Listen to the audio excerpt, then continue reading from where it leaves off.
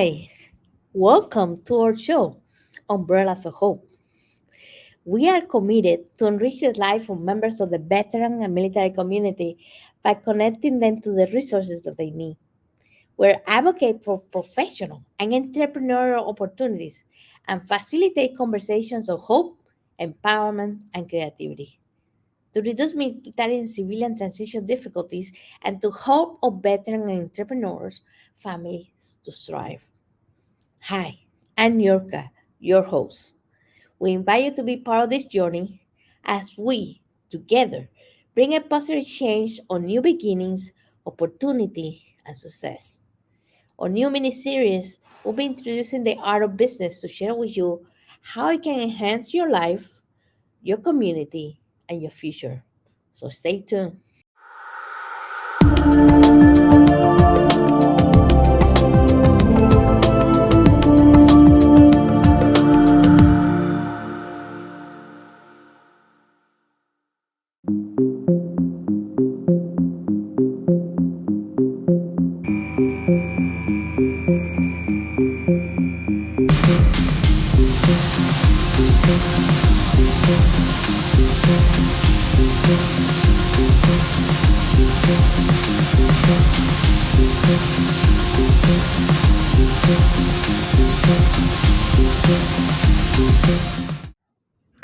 Join me in welcoming Donald Dodson.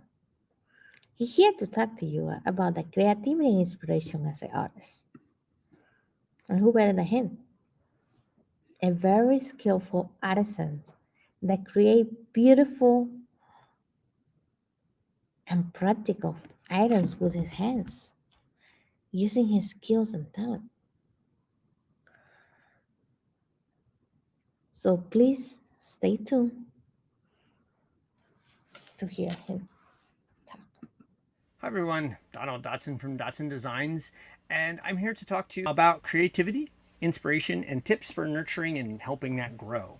I am a leather worker. I've done all kinds of different creative crafts and design things. I was professional graphic designer, a webmaster, a history teacher, as well as what I do now, which full time, which is make cool stuff out of leather.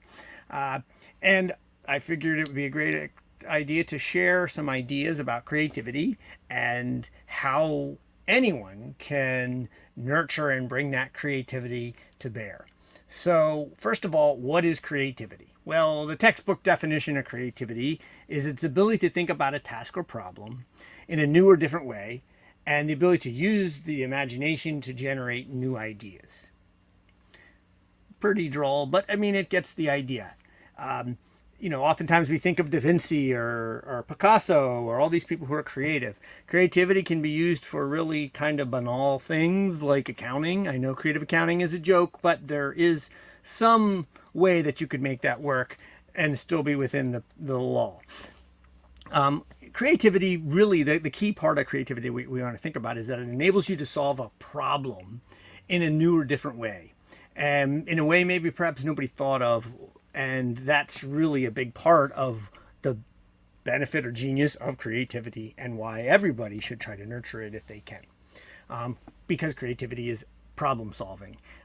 Any artist will tell you that much of what they do as an artist is solve problems, whether it's what color to use, what technique to use, what slug line to use, what copy to use, how to write the copy. All of those things are problems, they're decisions. And it's important to kind of nurture that kind of mindset so that you can employ work with creatives or work on creativity and being more creative yourself. Many new ideas or solutions when we're thinking about creativity, think about it this way, a lot of our new ideas and crazy creative ideas are just smaller, already known concepts or ideas that are put together in a new or interesting way. Or if you think about it, a lot of times I always joke that some of the greatest inventions are just old inventions used inappropriately. The internet is a great example of this. If you think about it, it was a way to share research at DARPA, back and forth, basically showing each other their term papers. And now we have this great big wonderful interwebs, And we can do all these amazing things with the internet. Everything from when HTML was starting to allow you to include pictures, and then they started using, if anybody knows what I'm talking about, like the single pixel GIF or yeah, and all those things just continuously created this wonderful thing we have, the internet. And it all started with a way to exchange darn papers. So think about that. So how do we nurture or enhance this? What and what does a creative person have? What kind of traits? That's what we're going to talk about. So first of all, I have to make you understand creativity is not something that you're necessarily born with. It is a skill, and like any skill, it can be learned. And there are certain attributes that make up somebody who is creative, and your goal might be to just build up the ones you already have or create some new ones. So let's talk about the traits. The most common creative traits that people cite are curiosity, being open-minded, flexible, a risk taker or kind of fearless, and then detail-oriented, independent with a good bit of stick-to-itiveness or perseverance or persistence. So a bigger part of being creative is just the mindset. How do you think creatively? And it's not just like drawing and sketching and stuff. And some of these will encapsulate the attributes we just talked about. Some of them will not. One of those is to get meta. So when you talk about the meta level, we're talking up here, right? And the actual object, the thing we're working on is here, but this is the higher level thinking. So when we're working on a project, when we're trying a technique, when we're trying for a solution, sometimes the idea is to get meta. So you get way up here. So what is it in essence that you're trying to do without all the little confusing details? For example, if I'm trying to remove material from a project, I have a plethora of ways to do that. I can sand it, I can cut it, I can grind it, I can do all these things. Some of those you might not think apply to the actual medium that you're working on, but in some cases that might be a solution. So you could, of course, apply this, extrapolate this to whatever particular field you're working in, but think at the meta level what you're trying to do. And because part of what creativity is thinking outside of the normal barriers. I don't want to say box because that's a whole nother thing, but thinking outside the norm of normal solutions, because we are looking for a creative solution often. So getting meta helps you to do that because you sort of get rid of all the background noise. Flipping your perspective or your thinking, just reversing it, reverse engineering something, thinking the opposite of something just to sort of get that different perspective. It seems like it wouldn't make sense, but it actually helps you just approach it from, get a new, fresh approach. And then, of course, just try techniques, try things, be fearless in trying different kind of techniques to solve the problem, not being afraid that that won't work. The whole point is you might learn something or get some insight, because insight is huge for creative folks, into solving the problem.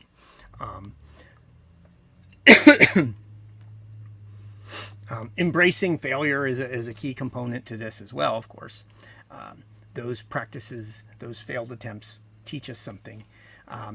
And focus on the desired outcome and throw out everything else. That's a good tip, is so you want to do the thing, whatever the thing is, just throw out everything else, how you normally do it, all the conventional thinking, and just try brand new. In fact, it's kind of like, why reinvent the wheel? Well, sometimes you get curious and creative solutions when you try to reinvent the wheel but not think about a wheel. You've seen tractored vehicles. I've even seen a thing that goes on like Archimedes screws through the snow. So again, that's a creative approach to a common solution, but in a creative new way. So by just looking at the outcome and focusing on that, as opposed to all the conventional thinking, a lot of times that helps to allow you to think creatively. I want to talk about this concept of think outside the box. Here's the problem with that. We need a box, okay? Creative people need some sort of box, all right? Because if we have no box, we have no constraints. And you would think this would allow us to be flawlessly creative and do all the amazing stuff. But the problem is those amazing stuffs we might do may not solve our problem. There's the one part. You've got a problem to solve.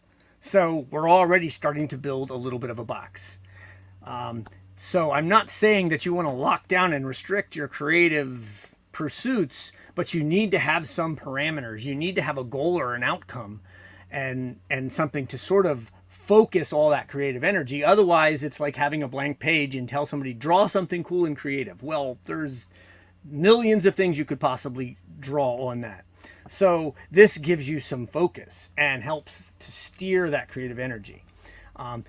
Oftentimes, when you're trying to do that, you need a starter or a germ idea with some sort of deadline or a low-level stressor to help focus and give that push, that initiative, because otherwise you'll just flounder thinking of the perfect creative thing and you're not creating anything because the boundaries are too wide. Okay, so it should really be think inside the box. The box just might be a lot bigger than what we think of, but it's not outside the box per se. Outside the box thinking, again, it's semantics, but it's important to understand that those parameters are important for a creative person. So we've been talking about creativity. We've talking about thinking creatively, like what kind of ways we can do that, the attributes of creativity. Well, how do we nurture this creativity? How do we get more creative? Any normal person can do this. So what are some of the ways? Well, I'm going to give you sort of like a bullet approach of just some tips and also what to do when you're stuck. So one of the things is just continuously seek new ideas and inspirations from anything. Part of the thing we talked about is the open-mindedness of creative people. And part of that is that any idea could be useful if you hold on to it long enough and it comes around on the guitar, so to speak, if you've ever heard that phrase. But no, seriously, a lot of times you see these cool things and you just put that idea in your toolbox. You put that in your sketchbook, and we'll talk about that. So museums, gallery openings. I was working on an idea for a person's bag, a custom bag, and I was just kind of stuck with what motif they wanted and how to employ it. I went to a gallery and saw a display of Alphonse Mucha's graphic design work and inspiration. I saw something that jarred and helped me adapt it. Okay, open-minded approach, received the information, tweaked it to apply to what I want to do. I'm not recreating Alphonse Mucha. I'm using the way he did something to employ it in my field. We are rabid consumers of movies, media, and music. Any of those things are helpful in creating, you're trying to create lots of input and stimulus that we can then react to that helps get those juices flowing. The more you've seen, the more you can then use that tool, that motif, that design, that color scheme for whatever you're working for. And again, this can apply to less creative arts as well. Whether it's agriculture, electronics, whatever, seeing all the different ways, seeing an old electronics, how they set it up, you might be inspired about, if we go back to that idea. Okay. Learn new skills in other mediums. So this helps those cross techniques and fusions of ideas and techniques so that when you're working in one field, you can use something from another field to help. It might be a fusion, an adapted version of that, but the philosophy behind it might be useful. Okay, so obviously as a creative person, I'm looking at pottery, stained glass, and all those other things. But again, pick your field and think of the allied fields that are around it. Google image search. Believe it or not, something as simple as that, you might get some ideas. Where does that word or phrase take you? You might not get anything you expect, and that might be good or bad. But it's not a bad thing to have. It's just a quick thing to give you some inspiration, to make you think of I never thought of that, doing it that way. All right. Or you get a result that's completely unexpected, which may be helpful. Seeking new experiences. Again, this is how we receive that information. So travel, sometimes that's harder. It's a little more expensive, but travel is the thing because you're exposed to just differing thoughts and ideas and conveyances even. And just be a sponge and absorb it and note it. Improv or acting classes kind of gets you out of your normal thing. And it's really good for being spontaneous and pulling together ideas quickly. Doing things outside of your comfort zone, whether it's going to the opera or going to the Renaissance Fair or whatever. Sometimes it's interesting to have those experiences because it pushes you and allows you to learn new things. Techniques in other arts or in other fields. Again, I mentioned that already. Taking classes in other arts or other fields. I've learned some pretty cool stuff in math class, believe it or not, that I could then apply to what I was doing. And then, even something as simple as going to a restaurant, a different restaurant, different kind of cultural thing, try Indian food, try Chinese, a real Chinese restaurant. Just seeing those different things. How do they do the same things we do? Can learn a lot. Receiving and doing all these things is all well and good but if you don't do anything, if you don't store that information, if you don't have a way to put that in your toolbox for later, then it's not as useful, and you're just relying on what's in your head. So record and reflect. A great deal of this is about filling your toolbox with ideas, but you need to capture them. So journals, sketchbooks, photo albums, scrapbooks, recording of stuff, all those different ways are a great way and to look at, because then you can go back and look at them later when you're looking for ideas. When I was doing jewelry, I used to make little cartoon sketches of jewelry ideas. While I was doing something, I had a machine I had to watch or do something, boring, you can do those little sketches and then they look back on them and that gives you some inspiration for some other ideas. Of course, you need to practice your skills, whatever those skills might be. So this is obviously a way that you foster that creativity. All right. But you have to take action. So a lot of times with creative people, we get in our heads so much. Yeah, I got this idea. I got this idea. I got this idea. Well, until you do something physical with that idea, it's this sort of amorphous blob, and sketching it or making a paper mock-up or building this, creating the components or wireframing it in the digital world, all are great ways to sort of take it to the next level, because now it's got a physical manifestation at which you can interact with. So there's a kinesthetic approach to that will help as well. So, and obviously practicing and refining whatever technique, whether it's coding, whether it's your musical stuff, whether it's any creative art, practicing techniques over and over help. Okay. When you are doing those things, you create tests and samples to create confidence. So if I'm going to try a new technique and I'm not sure, I don't do it on the real thing. I do it on a practice thing. And then I see how it comes out. I know what to expect when I do the thing for real. And that will help me to be more confident when I approach it. My wood shop is filled with lots of little bits and pieces that I was like, well, let's just see how the plane does this. Or can I get these two pieces to fit together? And I just test it on not the real piece, just scrap pieces, to try to make sure I can see how that works. Because sometimes what's in our head isn't what that physical reality is. And then, of course, kinesthetically, that helps lock some of those ideas into your head as well, because you're actually using your hands to create something.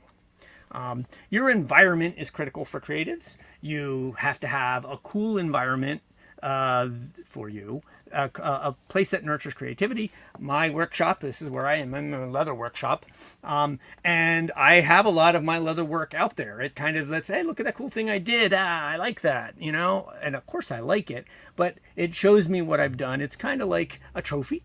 But you could also have cool art. You could have music playing. Of course, music is key for a lot of people. That having that stimulus is key. And when I say music, I mean music that's appropriate for you. Maybe you need hard rock or screamo when you're doing your work. I don't know. Whatever works for you, okay? There is no correct creative music. It's how you respond to it that is critical.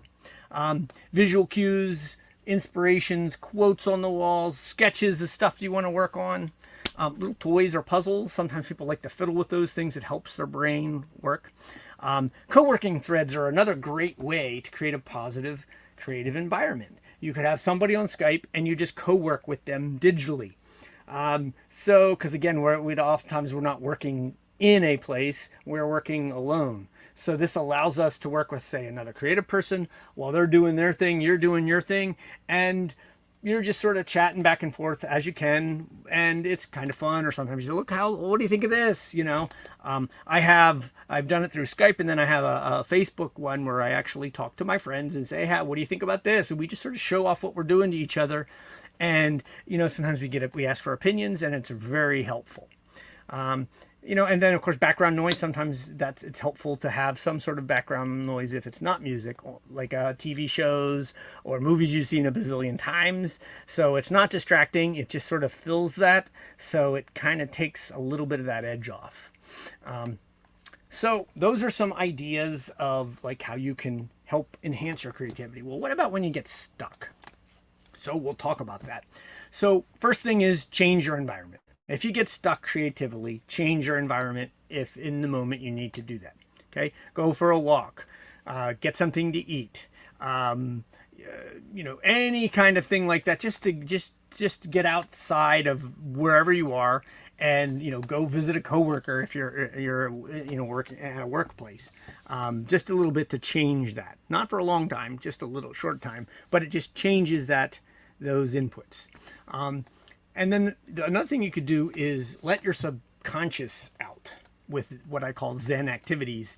And Zen activities are anything that allows your subconscious to sort of bubble up and gives your sort of more active brain something to do, but it's mindless enough that can still happen. So you've got this problem you're trying to solve, and I take a shower.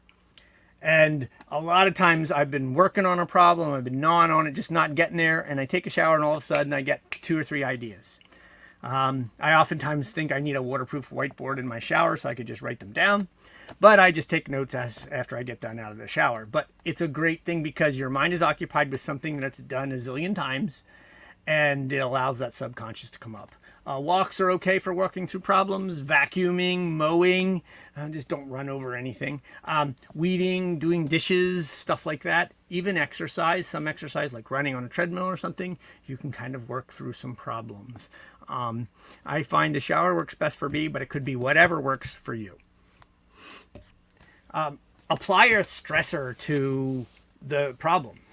So give yourself a deadline or a goal. This needs to be done by, okay? Or I have to have these many solutions to the problem to try to work through.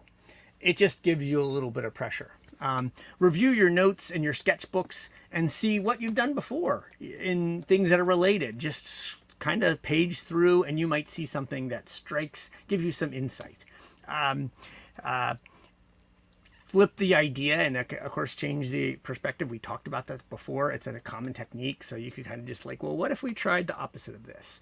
Think about things like your negative space and the white space areas in your design, for example, or whatever analog works for whatever field you're working in. There's always that sort of null space that you can sort of play with. Focus on the outcome again, what creates the best outcome with your parameters, and throw everything out. And just not necessarily start again, but just say, am I meeting these criteria? What could I do to make it better? And sometimes just that different way of thinking will help you figure it out. So I hope you've learned something about creativity. We all have the ability to become creative or more creative than we already are. It is a skill that you can learn. We all have those ability to take those attributes and apply them to become a more creative person and solve cool problems. So I hope these has helped you. But if you have any questions, feel free to reach out. I'm always happy to help other creative people or people become more creative as we all learn the creative journey. Donald Dodson saying goodbye.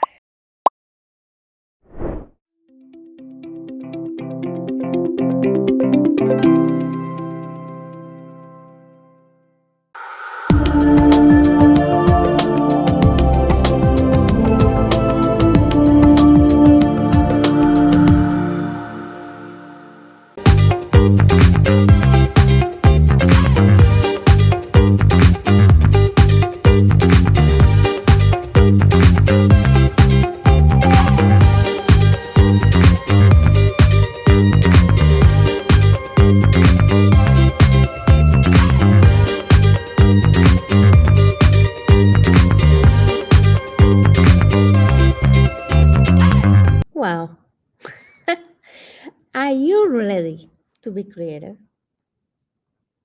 What are those ideas that you're going to foster? What are those experiences you're going to seek? When is that you're going to have that eureka moment? Inspiration strike. What are you going to do? Are you going to go to a museum like Donna suggested? And for me, I love traveling.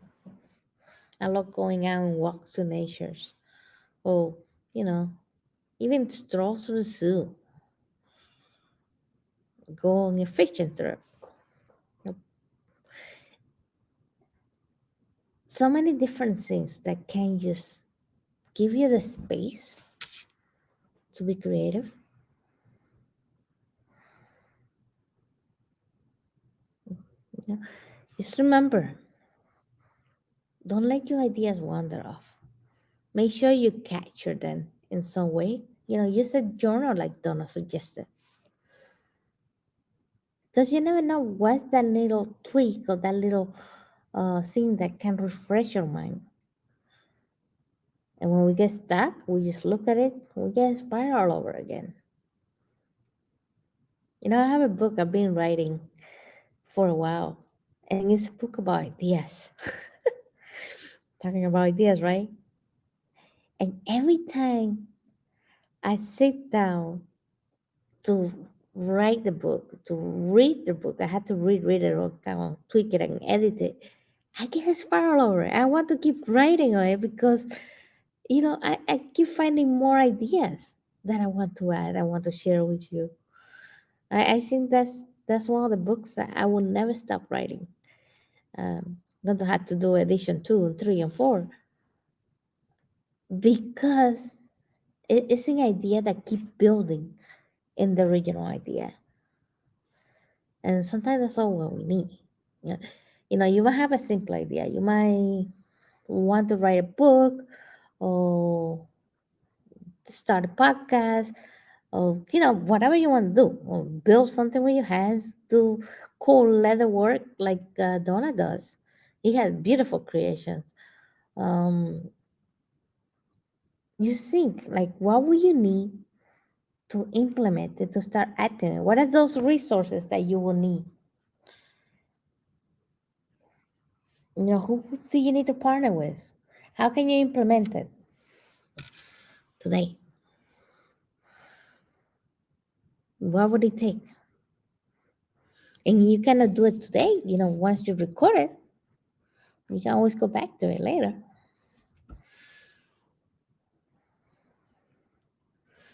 So let us know. Umbrellas of Hope, hashtag Umbrellas of Hope. What idea are you going to start implementing? Stay tuned.